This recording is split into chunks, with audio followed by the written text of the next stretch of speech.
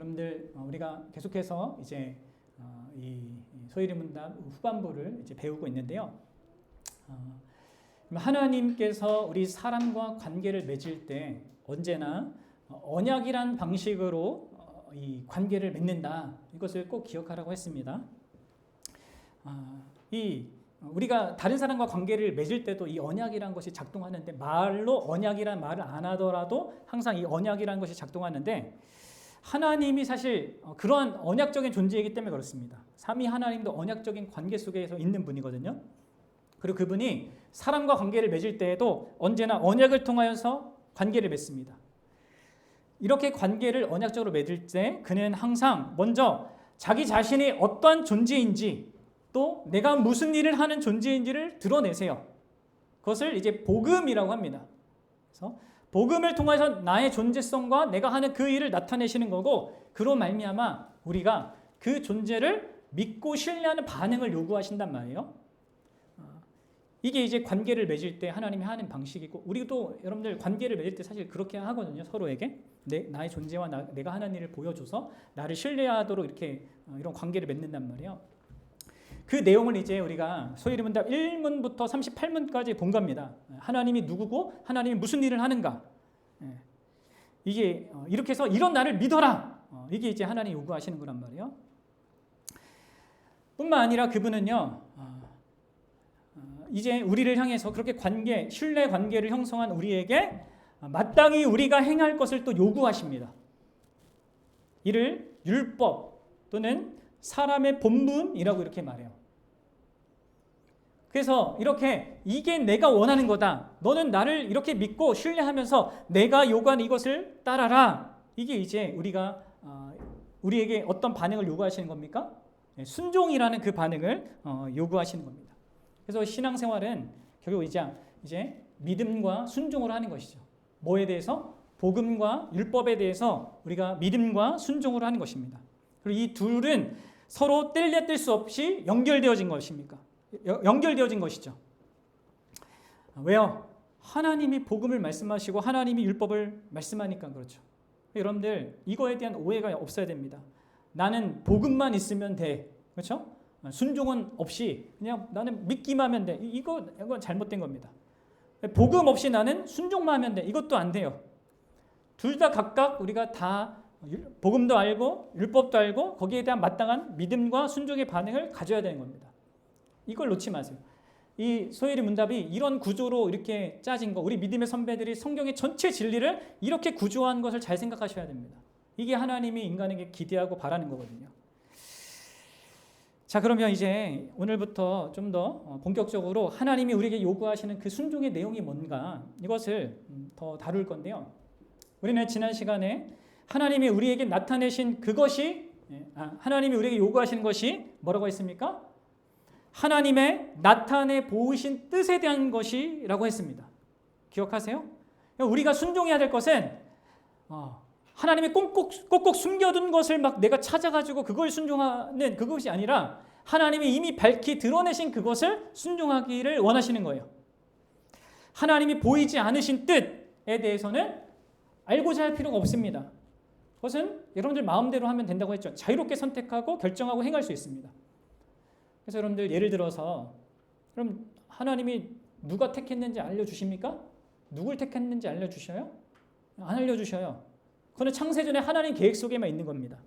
그래서 내가 어떤 사람을 보고 판단할 이유가 전혀 없습니다. 고민할 이유도 없어요. 하지만 하나님은 이미 구원받은 자들을 통해서 그들의 복음 전도를 통해서 택한 자를 구원하시겠다고 이렇게 말씀하셨단 말이에요. 나타낸 뜻을 보이셨어요. 따라서 여러분들 우리는 그런 나타내신 그 뜻에 순종해서 복음을 전하는 겁니다. 누가 구원받는지 우리는 모르지만 누구에게든 전하라고 했으니까 우리는 전하는 겁니다. 그러니까 전해야 되냐 말아야 되냐 이거는 내가 선택하는 것이 아니에요. 하나님이 알아서 구원해 주겠지. 이건 내가 결정할 게 아니란 말이에요. 명확하게 드러내신 그 뜻에 대해서는 내가 거기에 반드시 순종해야 되는 것이죠. 그러니까 여러분들 이 부분에 있어서 잘 아셔야 돼요. 우리가 지난 시간에 이런 부분을 배웠습니다. 이렇게 생각해 본 것입니다. 서론적으로 나타내 보이신 그 뜻에 순종하는 것이다. 자, 오늘은 이제 그렇게 하나님께서 아담과 하와에게 드러내 보이시고 또 사실 사람의 양심에 이것을 두셨습니다. 이것을 이 나타내 보이신 뜻을 또 다른 말로 하면 뭐라고 했어요? 도덕법이라고 해서 도덕 법칙이라고 뭐 얘기도 하는데 도덕법입니다. 오늘은 여러분들 이 도덕법과 이 10계명의 관계에 대해서 좀 생각해보고 이 10계명의 핵심, 뭐 강령이라고도 표현되는데 이것에 대해서 함께 다루어 보고자 합니다. 자, 여러분들 하나님께서 우리에게 나타내 보이신 뜻, 그것을 한마디로 하면 도덕법이라고 합니다. 여러분 도덕법이 뭐예요? 우리가 흔히 알고 있는 그 도덕법이 뭡니까? 한마디로 옳고 그름을 판단하는 기준이나 원칙이죠. 이 도덕법은요, 인간이 만든 것이 아닙니다. 하나님께서 사람에게 주신 거예요. 사람의 양심에 심어 주신 것입니다. 근데 이 도덕법의 근본적인 그 원리는 이겁니다. 뭐예요? 하나님이 선이라고 여기는 것이 선이고요, 하나님이 악이라고 여기는 것이 악인 것입니다. 그게 도덕법의 기준이에요. 따라서 여러분들 선악과 금지 명령 있잖아요. 그것을 여러분들이 이런 관점에서 보라고 했죠. 하나님이 동산 나무의 모든 실과를 자유롭게 먹으라고 했어요. 그 선이요, 그게 선. 마음껏 내가 원하는 거 먹고 싶은 거 이게 먹는 게 선이란 말이에요. 그렇죠? 근데 뭐는 먹지 말라고 했어요? 선악을 알게 하는 나무는 먹지 말라. 그것을 하는 게 악이라는 것입니다. 이 선악과가 뭐가 독이 있어서 먹지 말라는 게 아니에요. 우리의 인생에 옳고 그름의 그 기준이 하나님에게 있다는 것을 보여주는 것이 이제 선악과 금지 명령이었단 말이에요. 그러니까 이러한 하나님이 옳다고 여기는 것이 선이고 악하다고 여기는 게 악이다라고 하는 이것에 대해서 그렇습니다라고 반응하는 게 바로 우리 양심입니다. 양심에도 이런 도덕적인 기준을 주셨고 그 기준을 들을 때 그게 맞지 하면서 내가 받아들일 수 있게 되는 이 원리가 우리 안에도 있는 것입니다. 근데 여러분들 문제는 뭐라고 했습니까? 인간이 타락한 이후에는 마음이 양심이 부패해졌습니다. 같이 타락해졌어요. 더 이상 인간은 이 도덕법을 깊이 생각하지 않습니다. 그리고 온전한 중심과 그 참된 의미를 따라서 지킬 수가 없게 되었어요. 물론 양심의 작동이 전적으로 사라진 게 아닙니다. 그러나 크게 훼손되었고요. 언제든지 쉽게 억제될 수 있어요. 뭐 다른 사람도 그렇게 하는데 이런 말로 그냥 양심을 무마시키는 거죠. 그리고 그러다 보면 계속해서 점점 죄에 대해서 무감각해지고 나중에는 아주 이기적인 그 중심으로 살아가게 되는 경험을 우리가 보게 되는 겁니다.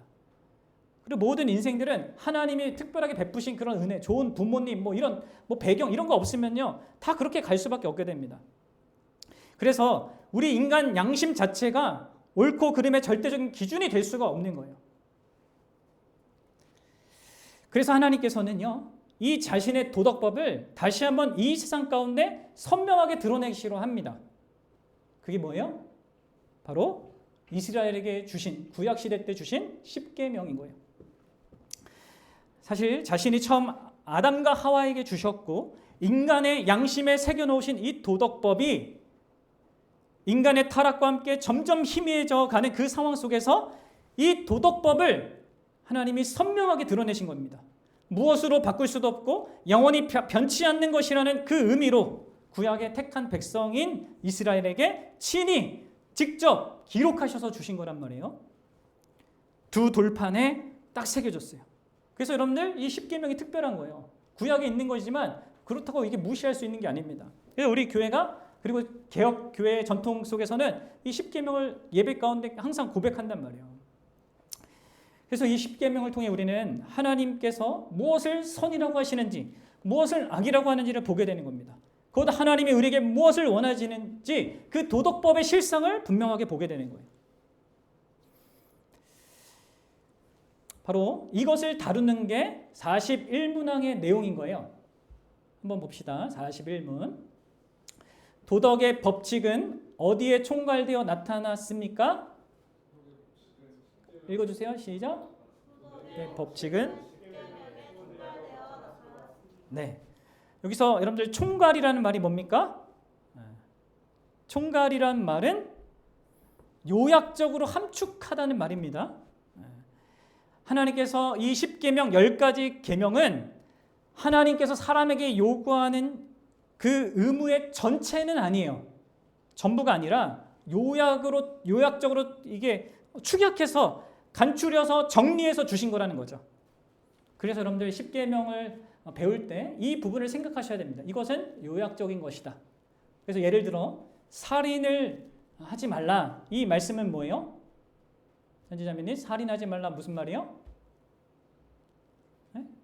무슨 말이에요? 단순히 사람을 죽이지 말라 이런 말이 아닙니다. 그렇죠? 그런 의미만이 아니라 이 계명은 우리가 가능한 모든 합법적인 방법을 동원하여서 나 자신의 생명과 타인의 생명을 보호하라는 그런 하나님의 도덕적인 요구가 있는 것입니다. 내 자신의 생명과 타인의 생명을 보호하기 위해서 온 힘을 쏟으라는 하나님 뜻이 거기에 있는 거예요. 단순히 글자 그대로 겉으로 드러난 그 행위를 안 하는 것, 그것만 말하는 게 아니란 말이에요.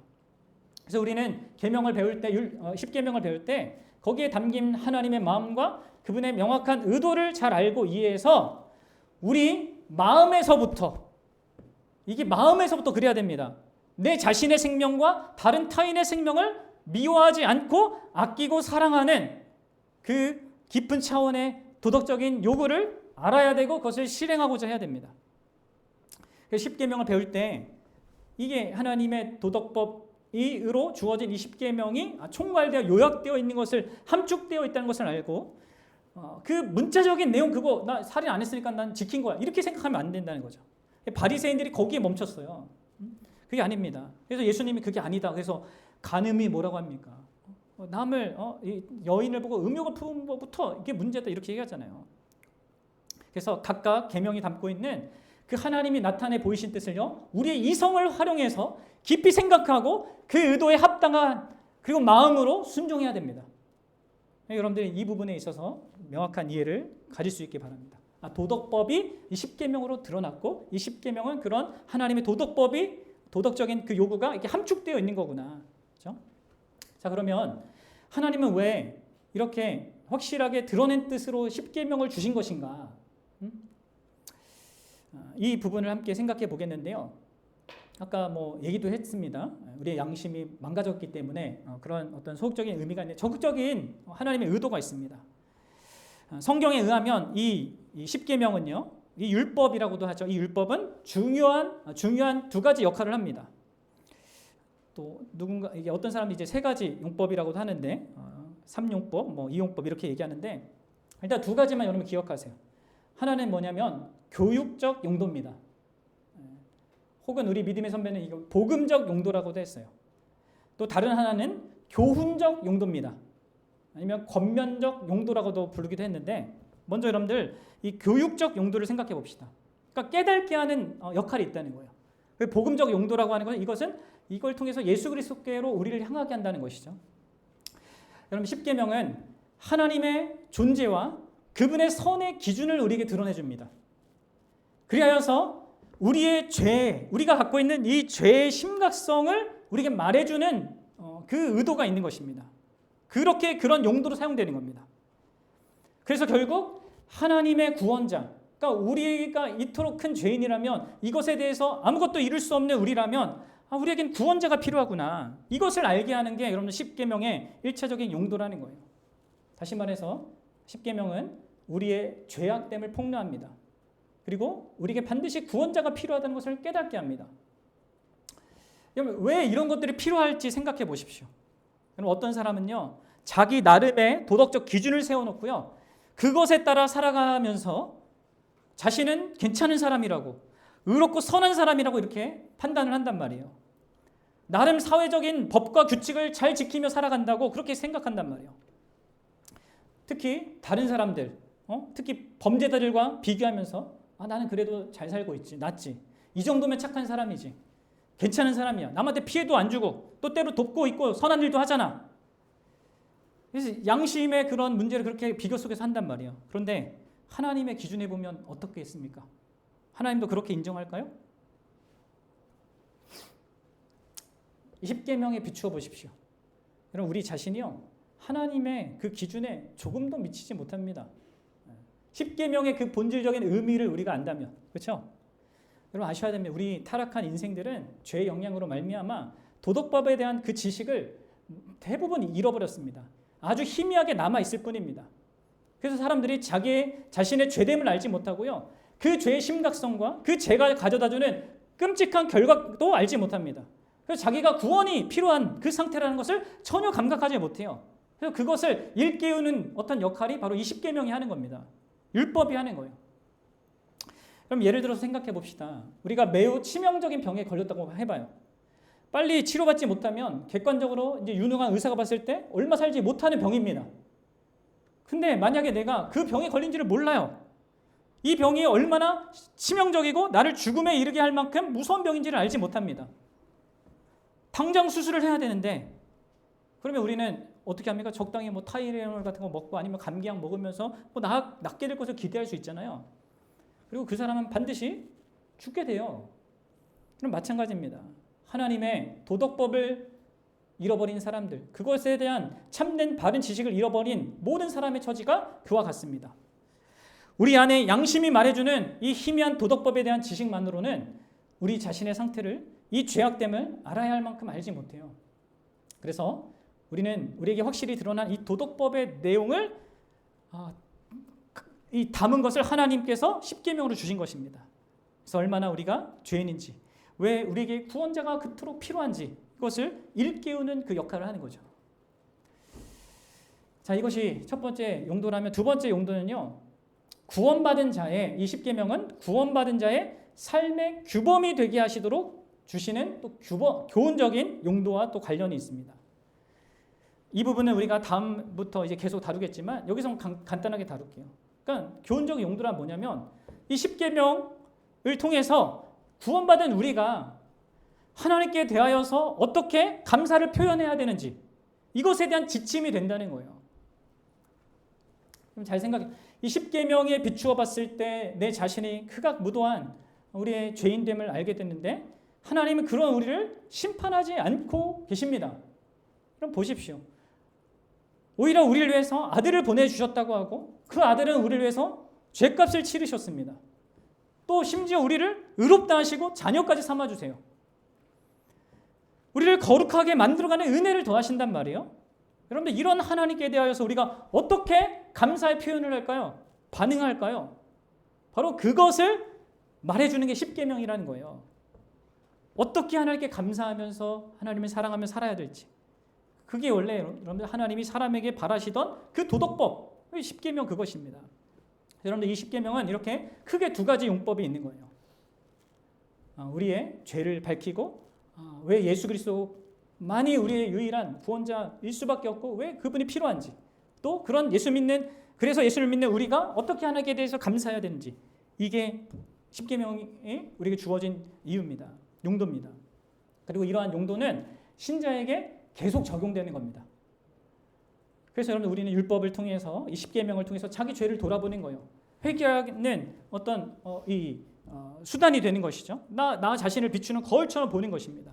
그래서 날마다 우리에게는 내가 열심히 노력하는 그게 필요하지만 그걸 앞서서 예수 그리스도가 필요하다는 그걸 확인하고 다시 한번 확인하고 그분의 도움을 받아서 내가 어떻게 하나님께 감사하며 반응하며 살아갈지 그런 또 교훈적 용도로 이 십계명이 계속 필요한 것이죠. 자, 그러면 여러분들 이 십계명의 그러한 핵심적인 내용이 뭔가? 그게 이제 42문이 말해주는 거예요. 42문 함께 그 소율이 문답이 얘기하는 거 한번 봅시다. 십계명의 강령이 무엇입니까? 강령은 우리의 마음을 다하고 목숨을 다하고 힘을 다하여 뜻을 다하여 주 하나님을 사랑하고 또 이웃을 자기 자신같이 사랑하라는 것입니다. 아멘. 여러분들 여기서 강령이라는 이 말도 어떤 사상의 핵심되는 요점이라는 말입니다. 어떤 사상의 핵심되는 요점. 모든 하나님의 도덕법의 핵심되는 그 요점이 뭐다? 뭐요? 사랑하라입니다. 그렇죠? 두 가지로 표현되지만 결국 하나입니다. 하나님을 사랑하고 이웃을 사랑하는 것. 십계명의 1번부터 4계명이 하나님에 대한 사랑을 어떻게 해야 되는지, 그리고 5계명부터 10계명까지 이웃에 대한 사랑을 어떻게 해야 되는지 보여주는 것이죠. 그리고 여러분 바로 이런 맥락 속에서도 사랑이 단순히 감정이 아니라는 것을 우리가 다시 한번 확인하게 되죠. 그것은 대상의 유익을 구하는 거고 대상을 영화롭게 하는 거란 말이에요. 우리가 하나님을 사랑한다, 그리고 이웃을 사랑한다고 했을 때 나 스스로 자기의 어떤 판단 기준으로 아니면 자기 방식으로 사랑하는 거 이거 말고 여기 예수님이 말씀하신 그 기준으로 해야 되는 것입니다. 그리고 거기에 미치지 못하면 우리가 제대로 도덕법을 지키며 사는 게 아니에요. 여러분, 그렇다면 하나님을 마음을 다하고 목숨을 다하고 뜻을 다해 사랑하는 거 뭡니까? 이제 이게 우리 안에 있어야 되는데 그게 뭐예요? 하나님을 마음을 다하고 힘을 다하고 뜻을 다해 사랑하는 거. 여러분, 적어도 세 가지 의미가 있어요. 하나는 여러분들 마음을 다하고 뜻을 다하고 목숨을 다해 사랑하는 것은 하나님을 가장 열정적으로 사랑한다는 것을 말합니다. 그냥 적당히 사랑하는 게 아니에요. 진짜 불타는 마음으로 그분을 사랑하는 것. 미지근한 마음이 아니라. 여러분들 묻고 싶습니다. 여러분들은 그렇게 하고 있습니까? 하나님을 사랑합니까? 사랑하되 진짜 열렬히 사랑합니까? 그런 중심으로 1계명과 4계명을 지킵니까? 그럼 생각해 보십시오. 하나님 자신이요, 우리에게 적당한 관심의 대상이 되거나 혹은 미지근한 사랑의 대상이 되실 수 없어요. 그 존재 자체가. 그것은 하나님 자신에게 결코 어울리지가 않습니다. 여러분들, 우리 마음에 열정적으로 그분을 사랑하는 게 없으면요, 뭔가 지금 부족한 게 있는 거예요, 내 안에. 여러분, 어떻습니까? 확인해 보십시오. 열정적으로 그렇게 사랑합니까? 내 아내를 사랑하고 내 남편을 사랑하고 내 자녀를 사랑하고 아니면 세상에 무엇을 사랑하는 것다 그런 게 있냔 말이에요. 여러분들, 그리고 두 번째로 마음과 목숨과 뜻을 다해서 그분을 사랑한다는 것은 그 어떤 것보다 그 누구보다 그분을 절대적으로 우선적으로 전부로 사랑한다는 말이잖아요. 그렇죠? 누구나 이러면 가족을 사랑합니다. 친구들과 직장 동료들을 사랑합니다. 나라도 사랑합니다. 그리고 그것은 마땅한 것입니다. 그러나 그 누구보다도 하나님을 더 크게 사랑해야 됩니다. 더 우선적으로. 그런데 많은 사람이요, 하나님보다 사람을 사랑하고 또 심지어 사람보다 물질적인 것을 사랑합니다. 많은 돈을 사랑하기도 하고 사람의 인정과 칭찬을 사랑하기도 합니다. 명예와 안정을 사랑합니다. 여러분, 어떻습니까? 여러분들, 마음과 힘과 뜻을 다해서 하나님 그분을 정말 최우선적으로 사랑하는 거, 그게 여러분 도덕법의 본질입니다. 그러니까 비교할 수 없을 정도로 하나님을 여러분들 압도적으로 사랑해야 돼요. 열렬히 사랑해야 될 뿐만 아니라 압도적으로 사랑해야 한단 말이에요. 그리고 하나님을 향한 그 사랑이 다른 사람에 향한 그 사랑에 비교했을 때는 그게 하찮은 것, 아니 예수님이 얘기한 것처럼 미워하는 것이 될 정도로 여러분들 그렇게 하나님을 사랑하는 게 하나님을 사랑하는 거예요. 어떻습니까? 그렇게 우리가 하나님을 사랑합니까? 또 여러분들, 하나님을 마음과 힘과 목숨을 다해 사랑하는 것은요, 그분 자신 때문에 사랑하는 것을 의미합니다. 그러니까 그분이 주셨거나 주실 수 있는 것 때문에 그분을 사랑하는 게 아니라 하나님 자신을 사랑하는 거예요. 하나님의 위대함과 영광과 아름다움과 그 완전함 때문에, 그 선하심과 그 은혜로움과 사랑 때문에 그분을 사랑하는 것. 그게 하나님을 마음과 힘과 목숨을 다해 사랑하는 겁니다. 근데 우리는 종종 하나님이 아니라 하나님이 주시는 것 때문에, 아니면 주신 것이나 주실 것을 사랑하면서 자기가 그것을 하나님 사랑하고 있다고 착각하는 경우도 있어요. 그래서 하나님이 우리에게 허락하신 것을 거두어가시면 불평과 원망을 쏟아내고 하나님 사랑하기를 망설임 없이 중단하는 그런 사람들이 있단 말이에요. 그럼 그것은 사실 자신이 하나님을 사랑한 것이 아니었음을 확인하게 되는 계기가 되죠. 여러분들, 하나님이 우리에게 하나님을 사랑하라고 요구하실 때는 하나님 그분 자신을 무엇보다도 하나님 그분 자신을 사랑하라는 요구지, 하나님이 주실 수 있는 것, 그분이 가져다 주실 뭐 행복이나 뭐 좋은 것, 아니면 그것에 대해 좋은 마음을 가지라, 이게 아니라는 것이죠.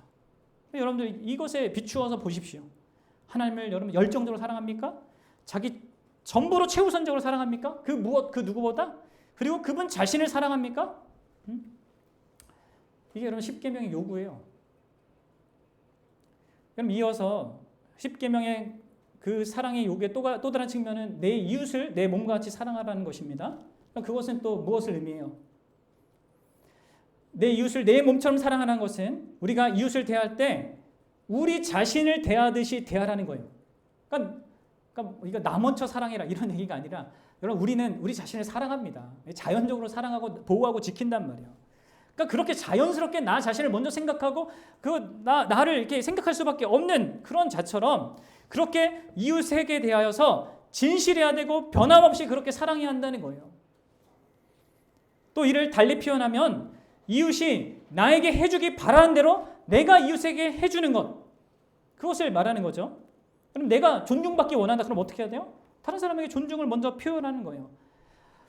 내가 싫어할 것이라면 다른 사람에게 그것을 행하지 않아야 된다는 게 않아야 되는 것이죠. 이게 이웃을 사랑하는 거예요. 어떻습니까? 여러분들 이웃을 자기 몸처럼 여러분 사랑하는 삶을 살고 있습니까? 자기 자신에게 하듯이 그렇게 진실하고 변함없이 대하고 그들이 나에게 해주기를 원하는 대로 내가 그렇게 선을 베풀고 그 사람이 싫어할 것을 나도 하지 않고자 애쓰고 있습니까? 그런데 이러한 것으로 이러한 중심으로 하는 것이 이 도덕법을 지킨다는 거예요. 이게 하나님의 영원한 도덕법이라고 예수님이 땅땅땅 우리에게 말씀해 주신 것입니다. 여러분 어떻습니까? 여러분 이 십계명이 드러내는 하나님의 도덕법에 비추어서 우리 자신을 보십시오. 우리는 절망하지 않을 수 없어요. 십계명의 강령을 말씀해 주신 그 예수님의 말씀의 기준으로 나를 보십시오. 우리는 하나님을 그토록 생명 다해 힘을 다해 뜻을 다해 목숨을 다해 사랑하고 있지 못합니다. 또 이웃을 내 몸처럼 기꺼이 그렇게 사랑하지 못하고 있습니다. 하고는 싶지만 그렇게 못하고 있잖아요. 오히려 우리 안에는 하나님께도 이웃에게도 합당하지 않는 그러한 죄악된 모습, 오로지 나밖에 모르고 나를 위해서 모든 것을 하나님도 이웃도 이용하고자 하는 그 심각한 죄의 실상이 있어요. 여러분들 그러한 존재는 사실 천국은커녕 하나님의 심판과 영원한 지옥만이 합당한 그런 자입니다. 근데 하나님께서 여러분들 잘 보셔야 돼요. 그런 우리가 지금 이렇게 살아서 이 땅에 이렇게 많은 좋은 것들을 누리고 있다는 것을 생각해 보셔야 됩니다. 여러분들이 열심히 뭔가를 하고 많은 성취를 얻고 결과를 누리는 것도 여러분들 잘나서가 아니란 말이에요. 모든 기회와 여건들 하나님이 다 마련해 주셔서 그런 거란 말이에요. 하나님의 기준으로 하면 받을 만한 게 하나 자격이 없어요. 근데 하나님이 그런 일반 은혜뿐만 아니라 우리에게 특별한 은혜까지 베푸셨어요. 예수 그리스도 안에서 아들을 이 땅에 보내주셨고요. 그분이 우리를 위한 두 번째 대표가 되게 해주셨습니다. 우리를 대신하여서 그분이 이 땅에서 사셨어요. 100% 완전한 그 사랑의 순종을 그분이 이루셨습니다. 하나님을 온 마음과 힘과 뜻을 다하여서 전적으로 사랑하셨고 이웃, 바로 우리 같은 죄인을 이웃으로 여기면서 우리를 또 자기 전부로 사랑하셨습니다. 그래서 그분이 십계명에 함축된 이 도덕법의 그 핵심을, 그 강령을 바로 그 예수님만이 흠없고 가장 완벽하게 다 이루신 것입니다. 근데 여러분들 그분이 우리의 죄값을 담당하고 십자가 지셨잖아요. 이게 얼마나 놀라운 일입니까? 모든 축복을 받아야 되는 그분이 죽으셨단 말이에요. 우리의 죄값을 다 짊어지고 또 이 사실을 우리를 위한 것으로 믿으라고 또 복음으로 우리에게 남겨주셨어요. 그걸 믿을 때 우리에게 죄사함도 주시고 그분의 의로움을 덮어주신다, 이렇게 덧입혀주신다고 하고 또 우리에게 자녀되는 권세까지 주신다고 합니다. 이게 복음이잖아요. 이 놀라운 복음을 믿고 정말 우리는 자격 없는 자인데 이런 하나님의 귀한 사랑과 은혜를 받는 자가 됩니다. 그래서 여러분들 이렇게 우리를 위해서 대신 모든 것을 이루어 주시고 우리의 죄값을 다 담당하신 예수님을 믿을 때 여러분들 우리는 사실 하나님 앞에 영원히 의롭게 서게 되는 것입니다. 그래서 예수 믿는 자는 율법의 요구를 다 이루지 못하고 수없이 실패할 때마다 그럴 때마다 그럼에도 불구하고 결코 심판받지 않습니다.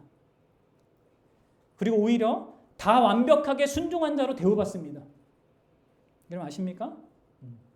예수님이 하신 그 일 때문에 여러분들이 율법을 우리가 순종하면서 연약함이 있고 넘어질 때도 있고 막 못할 때도 있고 막 마음이 막 이상해질 때도 있지만 이 모든 것을 하나님 보시고 우리를 그대로 판단하지 않아요. 예수 그리스도께서 그거에 실패하던 모든 죄값을 다 받았기 때문에 그거에 대해서 우리를 판단하지 않습니다. 그리고 그분의 의로움을 우리에게 덧입혀 주셨기 때문에 너는 이미 지킨 자야 하면서 나를 받아줘요. 그렇게 하나님이 우리를 대해 주신단 말이에요. 그래서 우리가 여러분들 열심히 계속해서 이 율법을 지키며 살아갈 수 있는 겁니다. 네? 아셔야 돼요. 그러니까 이렇게 대우받는다고 해서 그래 이제 막 살아도 돼 이게 아니에요. 죄를 뭐 그냥 질 수도 있지 이렇게 생각할 수 없는 거예요. 아니에요, 여러분들. 우리는 우리에게 놀라운 은혜를 베푸신 하나님께 마땅한 감사의 반응을 해야 합니다. 근데 어떻게 해요?